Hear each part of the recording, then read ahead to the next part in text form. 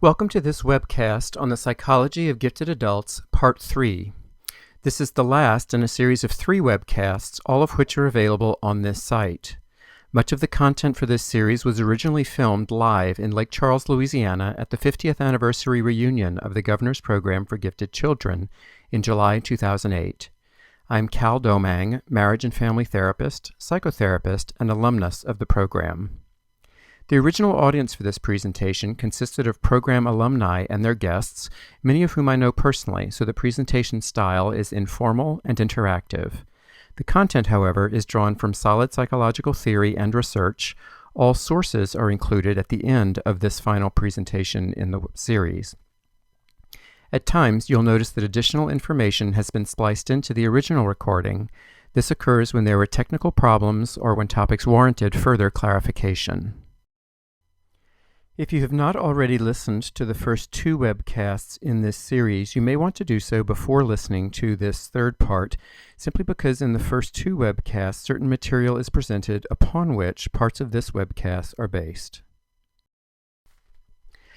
Giftedness in children is often identified while they're in school, either through academic achievement or certain milestones that are reached early, or because of behavioral reasons. Gifted children will often be bored in a regular classroom and for that reason may act out. Sometimes that results in testing through which their giftedness is discovered. Once discovered, within the school system, there are often special programs or tracks for gifted students. However, in the work world, once one leaves school, that's rarely true.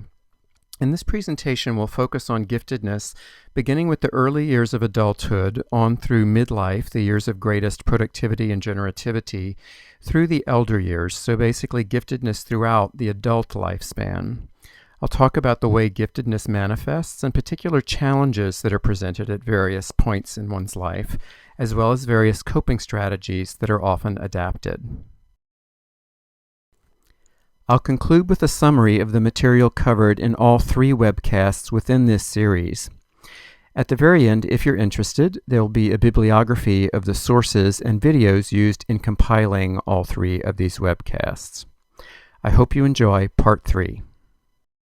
Go to now a little bit more about giftedness in adults. So what happens beyond school and into the world? Most of us were identified, well, we were all identified in this room, or most of us, as being gifted because we were in school. And a lot of our recognition as being gifted came through academic achievements in the school, rally or contests or grades or things like that. For those of you who are not yet in the work world, you may find that it gets a little different once you leave school, because different things are rewarded. So we're going to go a little bit into that. I'm just teasing you guys, I hope you know that. So it's important to think about, I'm going to give you a couple of quotes from some of the more recent literature around gifted research. These are from the Mensa Research Journal. They talk about giftedness as being more than simply an attribute. This author says giftedness impacts and underlies everything, because it is a quantitatively, qualitatively, and motivationally different way of experiencing life. So they're saying this is not like having blue eyes or being left-handed. It is an essential part of one's identity and how we enter life and how we interact with it. Another quote that I think is really good talks about sort of the social schizophrenia that we face. Everyone admires and reveres Einstein, but nobody likes a know-it-all. We get such... I think this is really a lot of what we face. A lot of people have very mixed reactions to us if we say, oh yeah, I'm smart, or if they just notice that we're smart. So, in the workplace, or after leaving school, many gifted adults underachieve. Just like we were talking about girls earlier, maybe people start to mask their intelligence just to be socially accepted or to fit in at the workplace. Unlike those of us who were lucky enough to have this program, many were raised with a complete absence of intellectual peers or intellectual peer group. And that makes it really hard to figure out that this is an essential part of us, but it's just one part of us, and to figure out a way to neither overvalue this or undervalue it in terms of who we are. Many gifted adults were told that they could achieve any goal that they chose. I'm sure many of you in the room have heard people say, oh wow, you're so smart, you can do whatever you want. Well, thanks a lot, but that is not particularly helpful. Because if we can do whatever we want, how in the hell are we supposed to figure out what we like or what we want to do? Or how do we go about turning these dreams we have into realities? It can be very confusing for people who fall into that category. Was there a question? I was going to say that's exactly the thing that I went through a long period of my life going through testing to see, as aptitude tests, and they always come back, well, you'll be good at whatever you choose to do. Well, thanks a lot, this won't help whatsoever. Exactly. Yeah, I think a lot of people face that. It's often. I'm sorry, is there another comment or Michelle? This will be super brief. It can also go the other way. Your parents can say, you have to do X because you're so smart. Mm-hmm. That's absolutely true. I thank you for saying that, because several people here said, they told me I had to be a doctor or a lawyer. That didn't seem like much of a choice, especially when I wanted to, play with dolls or work with kids or something like that. Often, especially with men, our population has much higher than average relationship difficulties. We can have a lot of difficulty balancing our intellectual and our emotional needs. Often we can have difficulty simply finding people that we relate to as partners without dumbing down or hiding a part of ourselves or things like that. And some of us have very challenged social skills, especially as younger children. And also, like many people in the general population, some of us don't evolve beyond our formative hurts. So those wounds that we were talking about in younger age, in middle school, some of us never get past that because it is so intensely wounding. Just like Doug was saying earlier, what if it's 100 to 1? What if it's 1,000 to 1? Some of us simply are defeated by that. And I think that's, sorry, I get very choked up, but I think that's a really sad thing, to have to acknowledge. Wow, in the stereo. Part of that is that the dynamisms we have, the supportive environment we have, aren't adequate to help us self-evolve, and also we just don't have enough competent mentors, and this is what I was kind of alluding to earlier when I was talking about therapists, in terms of people who understand us. We just don't have people who kind of know what we're dealing with and can help us get through those hurdles. Some of the things that are helpful is that as adults we tend to have better social adjustment. If we tend to be better at social skills if at any point in our lives we have had a social interaction with a peer group such as this one, or any kind of past peer group, because then we start to actually feel like we belong, and we don't have to hide this part of ourselves, and we can sort of experiment and create and all those kind of things. It's also true, as I was talking about earlier, that the brighter the child, often the lower the adult self-concept can be, again, if they were socialized in a regular classroom. So bright kids in regular classrooms can mean big troubles if that's not recognized. Some of you who are apparently on the alumni committee, I think, will start to resonate particularly with this next part, because it talks about perfectionism, sensitivity, intensity, that are often associated with our giftedness. And often this evolves because of this complexity of our cognitive and our emotional development. And it also, this overexcitabilities don't just mean, necessarily that we get excited. It also means we often have a tendency for high moral values. We want to make a difference in the world. We want to contribute in some way that's meaningful. But all of these things are simply potential. They're influenced by our environment. They're influenced by how much we develop them. And they can be a source of stress, and this is where that perfectionism comes in. Often gifted people have this sense of never meeting our own standards. It's not good enough, I have to work on it more, I have to work on it more, I have to work on it more. I'm not going to tell you how long I spent on this presentation, but anyway, it does apply. And often what comes in with this is an immense capacity to care, and this is, I think, part of what can be our gift to the world, is that this complexity and intensity, our heightened awareness, these are lifelong attributes, and often they continue to develop. So often we do develop a sort of extraordinary conscience and sense of compassion in order to make our lives more meaningful. So we're going to come back to Erickson just briefly for these last three stages. We're talking about young adult, and this is what, I've forgotten your name, I'm sorry, but thank you, what Beverly was bringing up earlier. What happens if you get to this young adult stage, and your kids are still acting this way? Well, it can definitely be a challenge, simply because the earlier isolation, if kids are isolated, can really pose extra challenges here in terms of how to develop intimacy, how to develop partnerships. So often finding peer groups for people like this are really important, having patience with them, perhaps even starting to explain some of this stuff so that they really get a sense that there is nothing wrong with them. Because for a lot of us, that sense of being socially challenged or socially different or being treated by our peers in certain ways left us feeling like damaged goods in many ways. So really trying to work with that and helping them get a different sense of that can be helpful. In terms of this middle adult age, I like the way middle adult goes all the way to like 65. I think that's really cool. Gifted people are more accomplished than most, but we also have higher standards. So often that means even though we're doing 5 times as much as anybody else, we're thinking, oh, but look at that little thing I missed, or look at that little thing I didn't do. I see a lot of heads nodding in the room. And that can lead to problems in this stage where our sense of self, our sense of accomplishment tends to be reinforced by what we have achieved, by what we can acknowledge and say we have done. In late adulthood, where we're coming to terms with death, again, if we have really super high self-expectations, it may minimize our accomplishments. I've heard several people here, since I've been here for the last day or so, say, well, I know I'm gifted, but I'm not like so-and-so, or I'm not a prodigy, or I'm not a rocket science, or I don't have 5 degrees, I just have to da-da-da-da. There can be a real minimization of our accomplishments if we're trying to compare ourselves to others. So sometimes that can lead to, we have those expectations that we're supposed to be like all these other people, when in fact each of our brains is really unique. And what's important is figuring out what our unique gifts are and how we can work with those. So, as we were talking about earlier, our history impacts who we become. It doesn't dictate it. So these are some different questions. I don't think I want to dwell too much on here, but we can, talk about this stuff later. I guess one thing to think about, though, is that in this young adult stage that we were mentioning earlier, totally aside from giftedness, the studies about relationship success, people who are happy in long-term relationships, all the studies indicate that the number one factor to be happy in a relationship is to learn to manage conflict.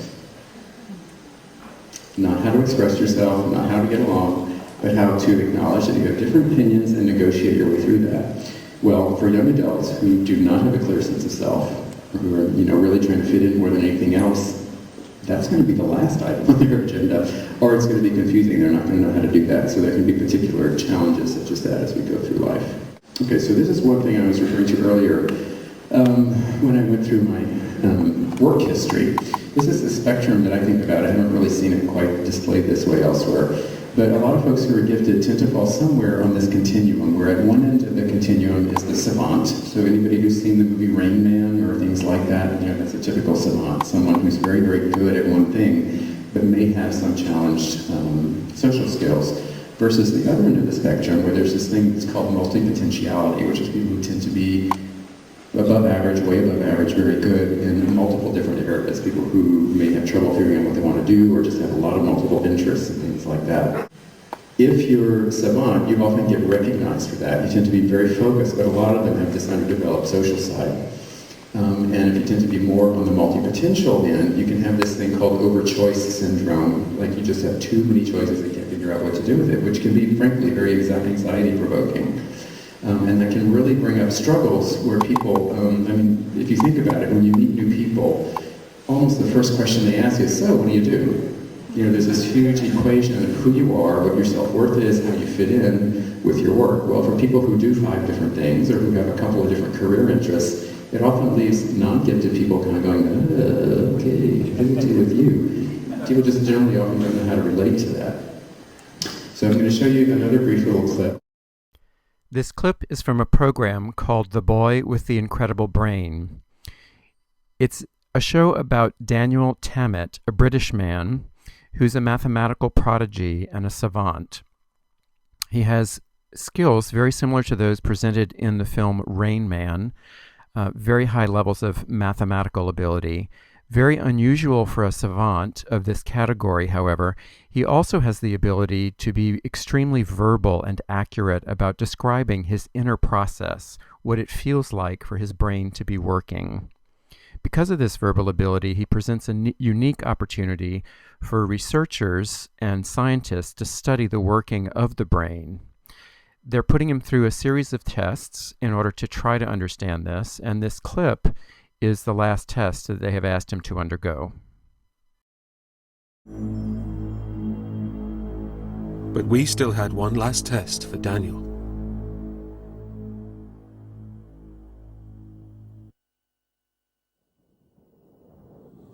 Daniel is now flying to Iceland for his ultimate challenge.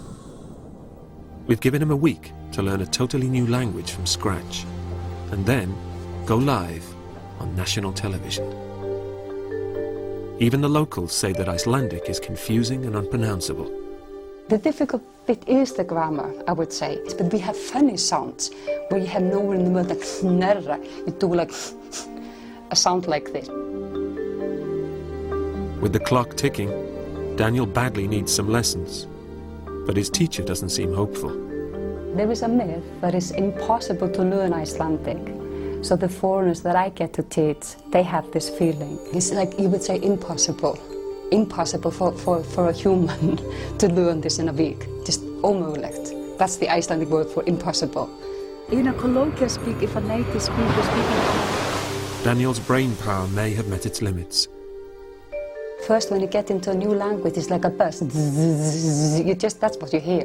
You don't hear words, you just hear blah, blah, blah, blah, blah. And for the ear, it takes time to adjust and tune in and trying to find the sounds.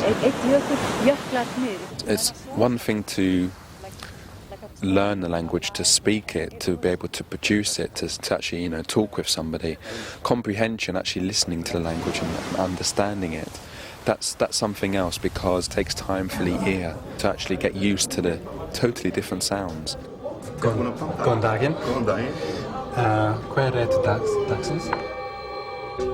With a day to go before Daniel's live chat show, his teacher's early doubts are turning to amazement. He was like a vacuum cleaner. I can see he was sucking up the words, and he was just putting it in his brain. Little by little, hour by hour, I'm just beginning to tune in and hear more and more of the language and understand more and more of it. It's one thing to chat with your teacher. Speaking live to 250,000 people is the real test. I have no idea what will come out tomorrow night. If you get too stressed, nothing is going to come out.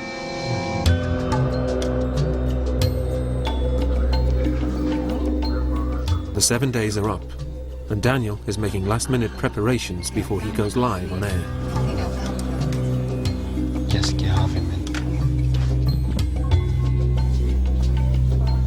Okay, tell me when to go on.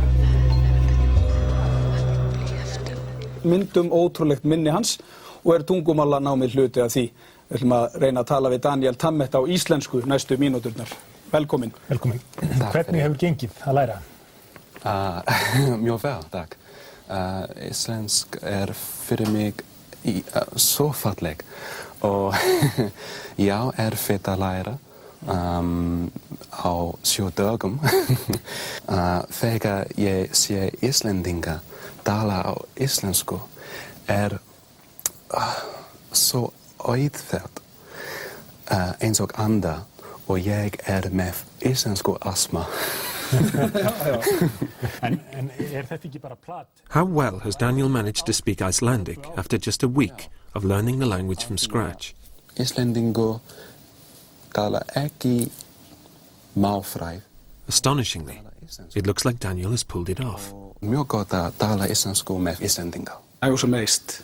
He was responding to our questions. He did understand them very well, and I thought that his grammar was very good. Mig langar að segja svo meira. We are very proud of our language, and that someone is able to speak it after only 1 week. That's just great. Okay, frábær. Takk fyrir. This is frábær.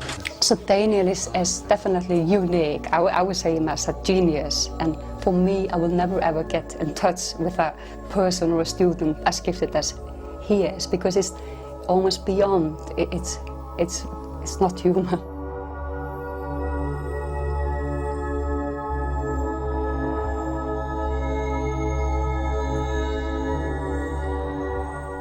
There's no doubt that abilities like Daniel's are extremely rare. World authority on savants, Dr. Darrell Treffert, has spent a lifetime studying the Rain Man phenomenon and is in no doubt where to rank Daniel. My estimate is there are probably fewer than 50 such people living worldwide. I think Daniel's ability is at a prodigious level, because it would be spectacular. If that were to be seen in any of us, it would be spectacular. Equally though, Daniel has been blessed with almost miraculous good fortune. The line between profound talent and profound disability seems really and surprisingly thin one. The way Daniel can describe his inner world is giving scientists a window into the brain that they've never had. But the truth is, their journey of exploration is only just beginning. The bigger question is whether we all have some of those abilities within us, and that is what I refer to as the little Rain Man within each of us. What I do, I don't think it's supernatural, I don't think it's something that can't be explained. Who knows, there may be abilities here that everyone can perhaps tap into in some way. Savant syndrome is challenging us to think in new ways about intelligence and what intelligence is. But a couple of key points brought up there. One was that if you notice the researcher, the psychologist, the woman who was teaching him Icelandic at the very beginning, her response to his speech was, "It's not human." You know, and to me that really encapsulates a lot of the response that we get in the general population. People just don't get us in that way. They often ostracize us, which I think is really unfortunate. But what the researchers were saying, I think, is also really true. In that by studying this, we can learn a lot about human potential and about our own brains in that sense. So I want to go through here a chart from, again, the Mensa Research Journal, which I think is kind of interesting. So this is the way that this particular author describes the way gifted people, the strategies we tend to employ in approaching life and work, and there are 5 different ones. First one, inconspicuousness, so keeping a low profile, denying this gift, not really making it aware. Often these are people who have not been tested or who actually have been labeled because of their performance as not fitting in, that sort of thing. So a lot of these people actually think they're stupid or under average intellect. So a lot of them perform very simple, sometimes menial jobs. The next option would be someone who has accepted this, and that means people who have established some sort of connection, not accepted it necessarily intellectually, or only intellectually, but more into one's sense of who you are. And this usually occurs when somebody has established some kind of connection with peers, meaning intellectual peers or gifted peers, at an early age, and that acts as a stimulus. So often people who are in this category work in a gifted environment, like a school or an academic setting, or has a very unique task or position, or starts his own company, so that they can have a niche into which they fit. A social strategy is the third one, where someone simply discovers somewhere along the way that their intellect alone is not enough, so they decide to apply that intellect to learning how to get along socially. So they have actively and purposefully raised their social skills to a very high level, and people like this often function really well in multidisciplinary jobs. Another way that this manifests is confrontationally, where gifted people can have a very checkered career history, a lot of conflict, sometimes relationships with a lot of conflict, where the survival mechanism that this person uses emphasizes the quality of their work. You know, they're maybe not able to get along with others, and so instead they say, well, I'm just going to do really, really, really good work, and they're going to have to find a way to fit me in. And sometimes that works, and sometimes it doesn't. The final way is isolation, where somebody just cannot find a way to fit into society, so they operate really almost exclusively alone, and that runs a really heavy risk of losing social contact. So just out of curiosity, is there who in the room recognizes themselves in one of these 5? More than one. Yes, absolutely. Someone said more than one, and thank you for saying that, because I forgot to mention that these are not like you're locked into one for the rest of your life. These could be different stages we visit at different times in their life. So who in the room does not recognize themselves at all in any one of these? I'd love to talk to you later. No, seriously, I just find this stuff really interesting. As you listen to this webcast, take a moment to reflect on these 5 different strategies. See if you notice one or more which you have adopted over the course of your life. This is one of the opportunities we have in self-reflection or through psychology, is to try to make more conscious choices about things such as this. If you feel that the strategy or strategies you've adopted heretofore are not working as well in your life as you would like, you may find another here that you would like to try. Think about the opportunities. So gifted at work. A lot of people deny their exceptionalness as adults. A lot of people also think they're not enough. Or they get the message that they're not enough, which they think means they're not gifted. So they may be dissatisfied with their own performance because of high standards or perfectionism. They also don't get the acknowledgement at work that they do in schools, and there aren't certificates to win and awards and that sort of thing. So they get that sense of not being gifted anymore. It's not uncommon to hear somebody say, "Oh yeah, I used to be gifted, but then I grew up," and get stopped. I think a key part to recognize here is that self-knowledge really can attribute to success if we can figure out a way to integrate this into our lives.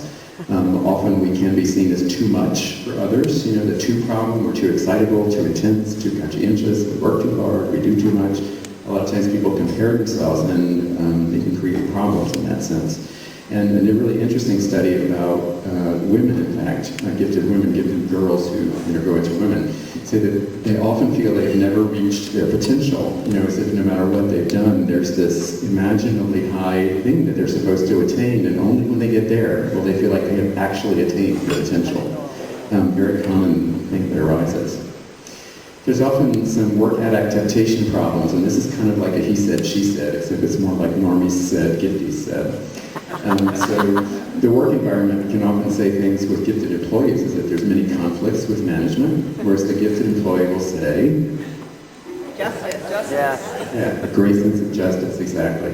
In the work environment, they may say they never listen to what other people say, where the gifted person says, "I'm right." And usually we are. In the work environment, again, they can say it's really hard to figure this person out, figure out what their motives are, what they're doing. The gifted person experiences that as well. Apparently, I'm a threat to everybody. In the work environment, they can describe this as bad timekeeping, especially in meetings, whereas the gifted employee goes, "I have to go so slow all the time." In work, it can be strongly fluctuating performance, whereas the gifted person can say, I have no idea what I want. I find everything almost interesting. And so we don't necessarily match that social ideal or belief that, you do one thing and you get into this niche and you do it for the rest of your life. Sometimes there's distractibility, which can be misinterpreted as lack of discipline. A lot of times gifted people just say, "I hate small talk. I don't want to be social. I just want to, do my task. I want to focus on this thing." Which can make people difficult to approach. So just some interesting things that tend to come up with people. Again, this may be a good time to reflect. If you identify as being someone who is gifted and you are in the work world, reflect on these possibilities and on others. Think about times when it seems that your perspective or work ethic or approach to things have been different from your peers or perhaps from your supervisors. How has that manifested itself, and how have you resolved that, or how have you tried to resolve it? Being aware that this is not necessarily something about you specifically, but simply is a way that your giftedness is manifesting, may give you more freedom to be creative about trying to bridge social gaps or problem solve ways to reach your potential or enjoy your job, and yet do so in a way that can also be appreciated by those around you. On the flip side, as you look over these possibilities or reflect about your own work history, you may realize that there have been times in your life when you have either consciously or not chosen to follow someone else's lead or wait to be told how to approach a certain problem or work assignment. And perhaps the motivation there was a desire to fit in. It can be unfortunate if it feels that their choice must be made between being as creative or as insightful or as bright as you can be versus fitting into a group. And that can be a social challenge not only in school, but at work also. One thing that's really important, I think, in order to kind of just feel happy and content with one's life is finding a way to use our skills in the workplace. And it's important to identify what those skills are. So some of you may resonate with some of these. It may mean that you can sort of see through the first few layers or identify the problem. One of the chief problems in the work world today is not only solving problems, but identifying what the problem is. And a lot of times in complex situations, it's very challenging to figure out what's wrong or where is the problem. And a lot of times gifted people just go, whoosh, that's what it is, and then they can figure out how to fix it. So it's a very valuable skill. Often, too, we can verbalize abstractions and images in a way that other people find challenging, but can then take in once we describe it to them. We can also simultaneously consider several options at once. I'm sure many of you resonate with that. And we're drawn to complexity and ambiguity, which is just rife in the business world today. And so we can, whereas most people tend to avoid it or be baffled by it, a lot of us just are really fascinated by it. So we like to delve into these multifaceted problems. So there's other ways that, other traits here that you might find interesting or resonate with. But the key here is that in order to use these skills, we have to be aware of them. And we have to know what we're capable of and who we are, basically. And a lot of times that also demands that we have developed self-confidence, that sense of social skills, and possibly learned to market ourselves in whatever organizations we're going to. We have to be able to speak confidently about who we are and what we can do, and what we can contribute to different organizations in, again, a non-egoistic way, but in a matter-of-fact way, in a way that's convincing to others. Again, there's almost no research on gifted elders, but as some of us, with kicking and screaming are actually approaching that stage of our lives, I just thought I would throw a few tips in. The first point I want to focus on is the last bullet here under the first topic, which is brain plasticity, which has been the focus of a lot of research lately. You may think about this as the malleability or adaptability of the brain, the ability of the brain to continue to grow as we age, if we give it the proper nutrients and the proper environment to do so. I'll show a short clip from a program called The Developing Brain, which addresses exactly this. Brain plasticity we used to think of as something that was just happened during development and then shut off.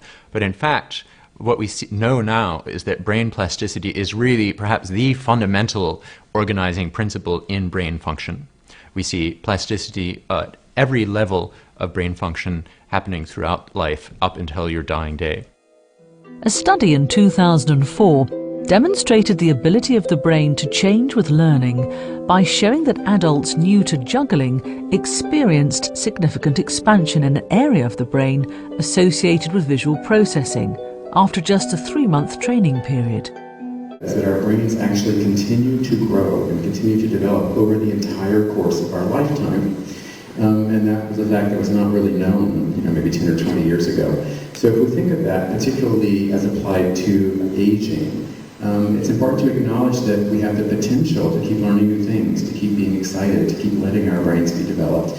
And for those of us for whom our giftedness is an important part of who we are, I think that's a really important thing to remember, is that we can keep this going. So for those of you who do have this as a valued part of our intellect, I think it's important to be strategic about this. We have to acknowledge that it's not something that's necessarily going to happen on our own. So how do we do this? Well, we have to keep our minds trained, doing Sudoku, doing crossword puzzles, engaging in new things, learning new languages, things like that. It's also really important to pay attention to our physical health, because without that, our brains are not going to do much good. And I know those of you who live in Louisiana and Texas are going to hate me for saying this, but tough.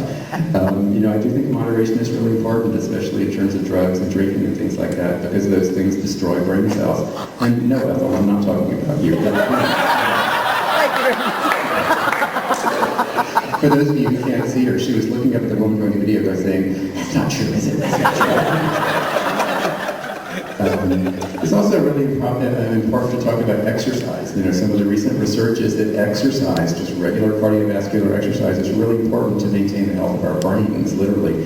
So, even though many of us would not want to be jocks or don't see ourselves in that way or whatever, I think it's really important to try it and to really try to be active as much as we can. It's also really important to be advocates for ourselves and to fight ageism and to really, put out there that wisdom and experience are totally worth valuing. So a big part of this is finding value in the ways in which we are different. Asynchrony in our brains does not mean we're defective. It simply means we're different. Really important to find ways to value who we are and the contributions we can make. And think about how the development of each person's gifts, if every person in this room developed our gifts to the potential, what a huge positive impact that could be socially. So, at the final summary phase, you're going to be free in a very few minutes. So I just want to repeat here a few common characteristics. A lot of the things that are typical of gifted people is that we think very quickly. Our neurons transmit these impulses and information very quickly. We process and associate that way. We can be very highly excitable, which is, again, just a part of the physiology, part of our nervous system. Often we're introverted, which can mean we're easily hurt, misunderstood, etc. Our emotional development often lags behind at early ages, so sometimes we're playing catch up for quite a while, and sometimes we need assistance in trying to bridge that gap. We're often very creative, independent, we can be perfectionistic, etc. And we can also have a fear of failure and underperforming. Specific to gifted adults, I think it's interesting Dabrowski talks about we can have this sense of heightened empathy in a world that can be very callous at times. And I think that from my perspective, that's just being realistic. I think a lot of our world can be very callous, and so finding ways to cope with that is important. Some of us are, hyper-awareness, we may have multipotentiality. Living up to our own expectations and others can be challenging at times. And it's important to figure out if our giftedness does coexist with other things. Fitting in and dealing with flawed environments can be a challenge, and finding a peer group that you maintain connection with could be hugely, hugely helpful, which is why I think it's so important that we're here today and why so many of us are active on the email list and why we call each other on our cell phones. The other thing that's often specific to gifted adults is that, a lot of people along the way just sort of accept where they are in life, and they think, okay, this is where I'm supposed to be, this is what everybody expects me to be, I'm just going to stop here. Whereas for many gifted people, that sense of authenticity and self-identity, self-actualization is a lifelong quest for us. It's something we're fascinated by and interested in. So a few things just to summarize. We as gifted individuals are biologically and physiologically different. These differences can also cause psychological differences. One of the key factors here is this asynchrony, the way our brains develop. It also means our emotional needs are usually very different from other people in our same age group. The known theories about development and psychology, I think, have really distinct implications for us. And even though the research is young, it's growing, and our self-growth, too, is always possible. So one brief final video clip here. Our passion for learning is the tool for our survival.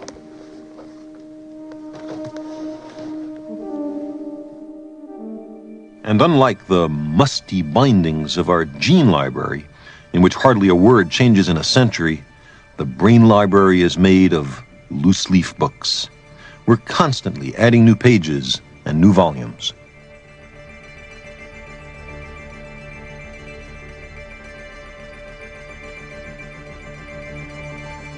Emotions and ritual behavior patterns are built very deeply into us. They're part of our humanity, but they're not characteristically human.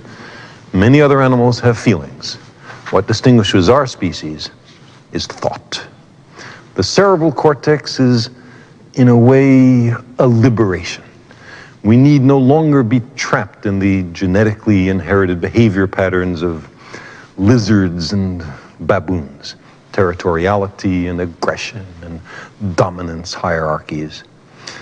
We are, each of us, largely responsible for what gets put into our brains, for what, as adults, we wind up caring for and knowing about. No longer at the mercy of the reptile brain, we can change ourselves. Think of the possibilities. So on that note, I want to thank Mariella and the committee for inviting me to speak today. And I want to particularly thank Adam and Anna for helping with the video and all the technical pieces of this. It's an honor and a pleasure to be here. And I want to put out just a completely unabashed plug for self-exploration because I think it's really important. The more clearly each of us understands our abilities, our desires, our needs, the things that we like and don't like, the better able we'll be to explore possibilities as they're presented to us or to create possibilities that we want to pursue. Self-exploration is also a great way to reflect on the way our pasts have shaped us, the way that the models we grew up with or the experiences we had as youth have shaped the ways that we tend to think of ourselves or the ways that we tend to walk in the world. It's very possible to heal the wounds of the past and to grow beyond those, especially if you can find help when it's needed. That help may take the form of a therapist, a pastor or minister, or simply a friend, but finding someone who understands the way your giftedness has developed and has influenced your life can be very important. Finally, I think it's very important for each of us to come to terms with our giftedness or to find a way in which we integrate it into our identity. Often it's been my experience that others treat us the way that we demonstrate or insist that we be treated in terms of all different assets of our personalities. Our giftedness is no different. The attitude that we manifest and demonstrate about our giftedness, be it intellectual, emotional, artistic, that attitude and perspective that we have will demonstrate to others how we want them to treat us. So taking the time to reflect on this aspect of ourselves and to consider how we integrate it and come to peace with it is extremely important in that aspect as well. Thank you very much for your presentation.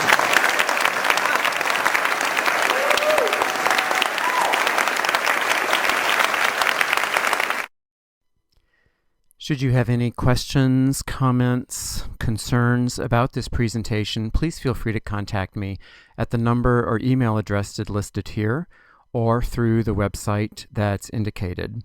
You'll also find pages relevant to giftedness on my website. Over the next few pages, which you can pause at any time if you want to see for a longer duration, you'll find references to the sources I used in creating this presentation, all three parts of this presentation that are three separate webcasts. Some of these are quite statistical or didactic in nature, but even for those of you who are not particularly interested in the research or science of psychology, many of these have introduction and summary areas which you may find very interesting. Also, if you enjoyed the short video clips included here, you may want to see them in their entirety. Those are listed here as well and can be found on YouTube or various other websites. These links are also listed on my website and contain lots of valuable information. Again, thank you very much for your kind attention. I appreciate your time and feel free to contact me should you have any questions. All material, visual and otherwise, presented as part of this presentation is copywritten. Please do not reproduce it or repost it without express permission from me. Thank you again and take care.